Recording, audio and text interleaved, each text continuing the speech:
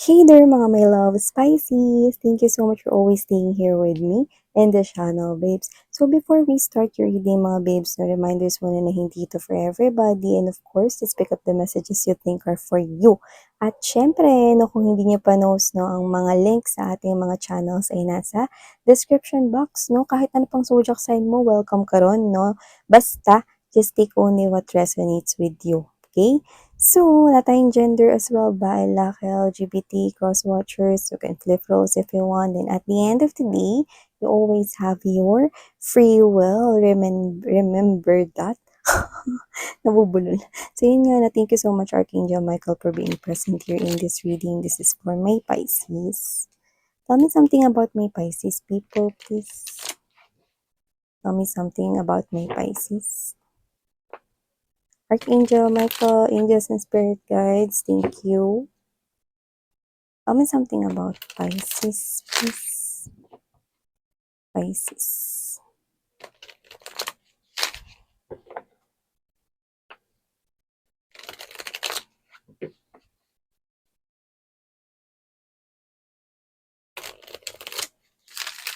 Just gathering up all the right energies here.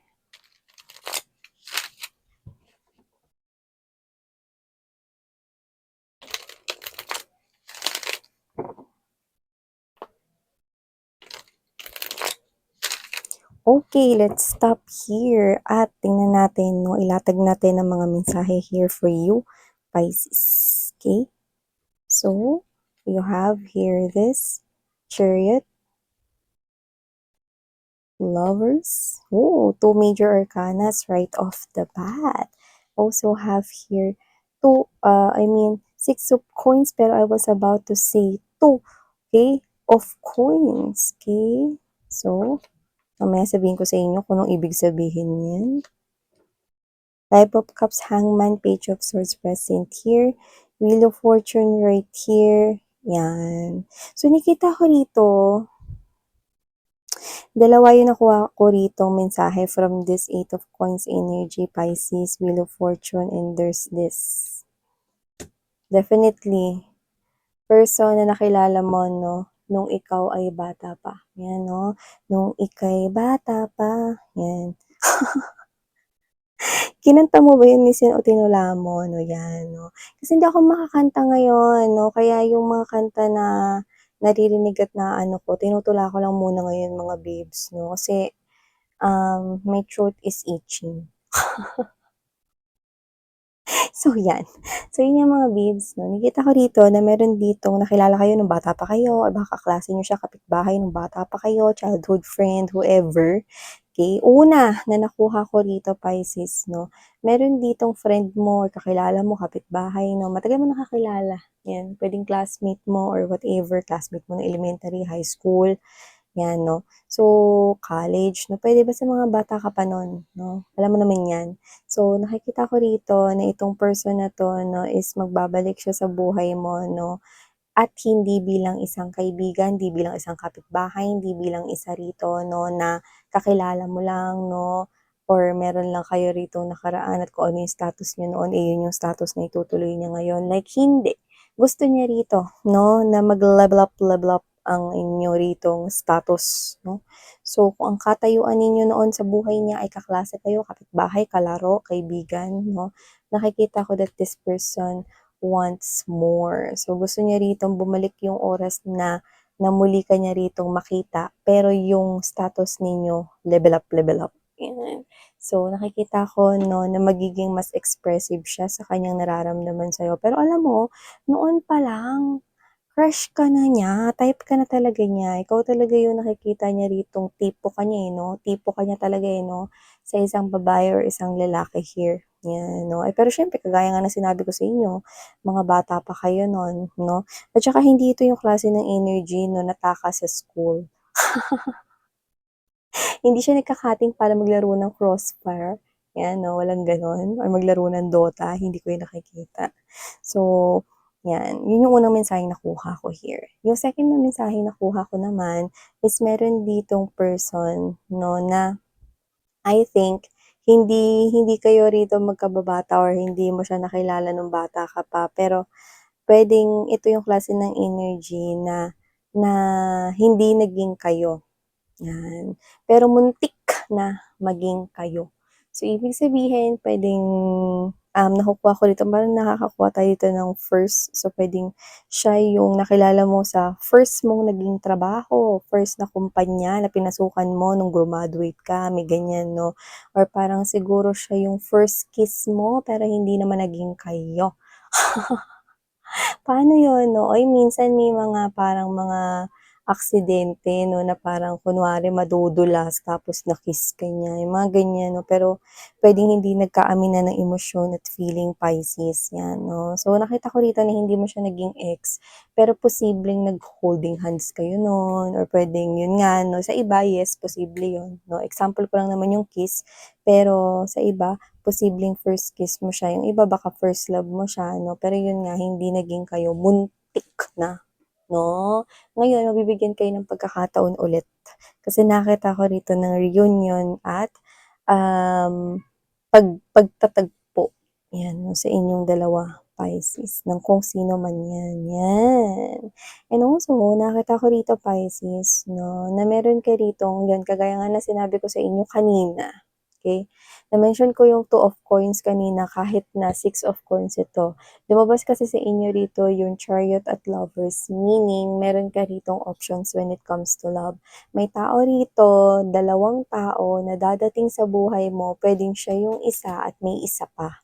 Ngayon, kaya rito lumabas yung six of coins 'no, at kanina muntik ko ng banggitin yung two of coins 'no, kahit ito yung nakita ko, ibig sabihin may dalawa kang pagpipilian when it comes to love. Kung isa pa lang yung nasa buhay mo ngayon, then huwag ka ng magulat dahil may isa pa akong nakikita rito. Isang tao rito na puwedeng, hindi siya taga diyan sa lugar ninyo, like bagong salta, never mo pang nakita ang fest niya everywhere. Pero makikilala mo na siya. Lalabas siya rito bilang isang energy na ang nakakaloka, halos dikit ang laban dito. Kasi pareho silang magbibigay ng pantay na patas na laban para magwagi sa puso mo. So nakikita ko dito na mahihirapan ka talaga na magdesisyon kung sino sa kanilang dalawang pipiliin mo dahil halos ibubuga nila ang pantay na mga hinahanap mo, personality, characteristics, behavior 'no. Lahat ng mga hinahanap mo sa isang partner 'no, ay tataglayin ng dalawa na 'yan 'no. Pero you have options right here and you have your free will. Sino ang pipiliin mo? Siyempre hindi puwedeng dalawa Pisces, 'di ba? So nakikita ko rito 'no, na medyo sasakit yung ulo mo, pero ang maganda mga babes 'no, ikaw kasi 'to alam mo nakuha ko yung energy rito 'no, na parang, ang tagal na mula nung na-experience mo yung parang feeling na pinag-aagawan ka. Hindi ko sinabi na ano, hindi mo deserve pag-agawan, like I'm saying 'no, na parang ikaw 'to na parang, yung energy kasi nakuha ko rito puwedeng ang tagal na nung huli mong naka-in relationship, ganyan 'no, yung last mo na naging partner, yung mga gano'n. Parang tagal mo naging single 'no, may energy tayo nakuhang gano'n. Or, puwede kasi nung time na yun 'no, may pinagpilian ka rin na dalawa before 'no. Ngayon parang nauulit-ulit yun 'no, pero ngayon, mas parang matured ka na mag-isip, alam mo na. Kaya lang dito kasi medyo parehas yung laban. Okey, kaya mas nakikita ko rito na mas mag-iisip ka pa 'no, pero alam mo, mo gamitin yung isip mo babes 'no, yung pakiramdam. Ano ba yung nararamdaman mo pagkasama mo yung isa, ikumpara sa nararamdaman mo pagkasama mo naman yung isa, okey? So bigyan mo rito 'no ng pantay na judgment 'no, ang sarili mo. Sarili mo yung oobserbahan mo kapag kasama mo siya. Kapag kasama mo si boylet number 1 at kasama mo si boylet number 2 or kasama mo naman si girllet, at yung gender dito 'no, anong nararamdaman mo? Mas masaya ka ba 'pag kasama mo si A o mas masaya kapag kasama mo si B? Importante dito 'no, kailangan maglagay ka ng category mo, kilig factor, check ba 'yan? 'Yan, yung kilig factor na 'yan, ilang percent 'yan? 50% ba 'yan dun sa isa? O yung isa ba lumampas pa ba sa 50%? Yan, okey. So, nakikita ko ditong mahihirapan ka talagang mamili 'no. Pero yun nga na hindi ako para makialam dito kasi una sa lahat buhay mo yan. Basta binasa ko lang may dalawang paparating sa'yo rito at mahihirapan kang mamili diyan. Bahala ka na 'no. So, nakikita ko dito na parehas ka nilang pag-i-effortan 'no, kaya naman mahihirapan kang mamili 'no. Inuulit-ulit mo pa miss yan, eh. Alam mo, ano ginagawa ng mga friends mo, kausapin mo sila, ayan 'no. Minsan matino yan mga kausap, yan, manghingi ka ng advice. Pero dito, isa lang bagay sasabihin ko sa inyo. Mahihirapan ka man mamili diyan, pero kung sino man ang mapipili mo, deserving. Kahit sino diyan, deserving. Kaya nga pinapaano ko lang sa'yo, eh, sino bang mas nagbibigay ng kilig sa'yo? Sino bang mas nagbibigay ng kasiyahan? Kasi parehas kang magiging masaya, eh, okey? Sa energies na pumapaligid sa'yo or papaligid sa'yo.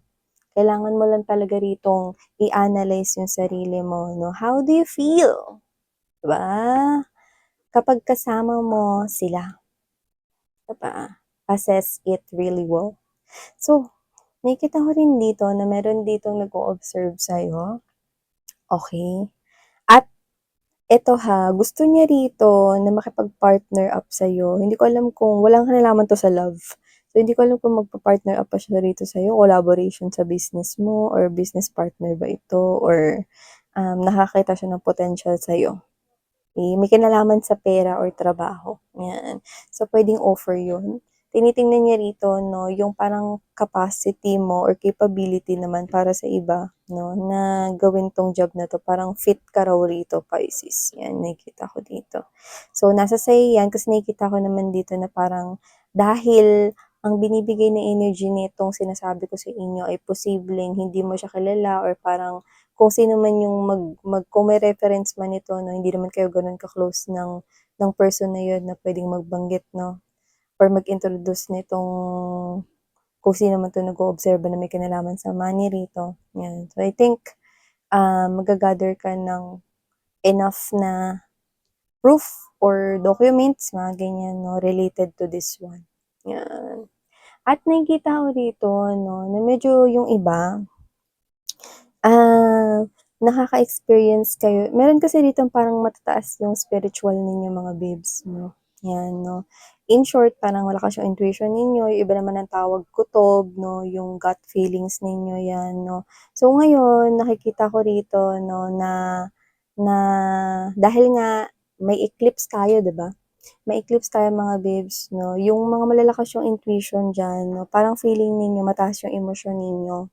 Tapos parang feeling ninyo luka-luka kayo 'no, na parang maya-maya na parang hindi niyo alam na parang iiyak na kayo ta's mamaya naman tatawa kayo 'no. So, hindi kayo baliw. Nakikita ko dito na normal 'yan kasi eclipse, 'yan. Lalo yung mga matataas yung pakiramdam diyan 'no, yung spiritual talaga nila 'no.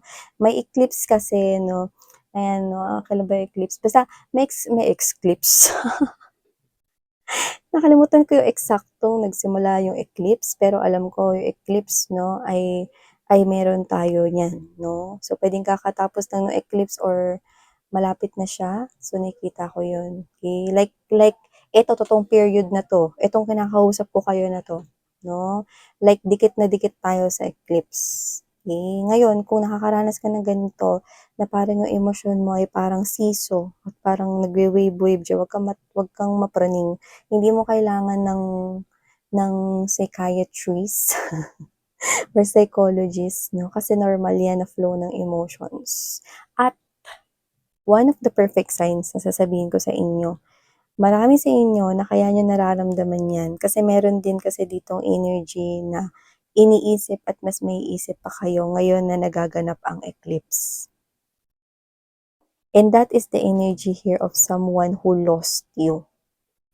So that could be your ex or yung iba diyan nalayo sila sa sarili nilang family, like puwedeng orphan yung iba, like yun, very few of you yun, like puwede ngang nasa dalawa or isa lang sa inyo yun, eh, 'no, yung puwedeng malayo sa pamilya or nalayo 'no, sa pamilya. Pero most likely 'no, the heavy energy connecting to you ngayong eclipse ay walang iba kundi ang ex mo. yung emosyon niya ay nararamdaman mo rin. So, kung tumatawa ka at umiiyak ka rito, siya yung nababaliw. Kasi ala-ala nang kayo'y mag-sweetheart pa, 'di ba? Yun yung mas naalala niya ngayong eclipse. Oo, for some reason nagre-resurface po yun lalo na dun sa mga energies ng mga taong sila yung nagkasala 'no, sa pagkawasak ng relasyon, 'yan 'no. So sa kanila ang eclipse 'no ay nakakapagpabagabag. So, yeah, okay. Ang gawin ninyo 'no kung maka-experience kayo ng ganyan 'no is, um, what's this one, okay, get a salt 'no or kahit na isang spoon ng salt, 'yan, okey. Tapos i-ano mo, ihalo mo dun sa isang balde ng tubig or isang batya, whatever kung anong gamit mo diyan, batya, tubig, balde. I mean batya, balde, palanggana. 'Yan, ihalo mo 'yun, mekos-mekos mo. Tapos, okey, 'pag naligo ka, okey, yung huling buhos ipangbanlaw mo, 'di ba nagsabon ka na? Yung huling banlaw mo 'no, 'pag binuhos mo ay pagka nagbanlaw ka na, gamitin mo yung may asin, okey? Kasi para ma-ano, ma-refresh yung energy mo, okey? So, aside from that, nakakita rin ako rito Pisces 'no, na meron ritong, energy na puwedeng mag-focus ka sa mga gagawin mo sa future. May mga plano kang gagawin para sa future mo na. So, puwedeng yung mga actions mo ngayon i iko-connect mo sa mga plano mo sa hinaharap. So, magfo-focus ka rito dun sa brighter side ng future mo. So, nakikita ko na mga matured na actions yung gagawin mo dahil nagma-matured ka na at ikaw 'to na parang nag-iba na rin kasi yung tingin mo sa lahat ng bagay. Yung tingin mo sa mundo, yung tingin mo yung approach mo sa lahat ng things. So, this is you're just applying this into your own life and that's very good, okay? So, yeah, these are all the messages we've got right here for you, Pisces. Thank you so much for your time here and sana ngayong love and light. Annyeong.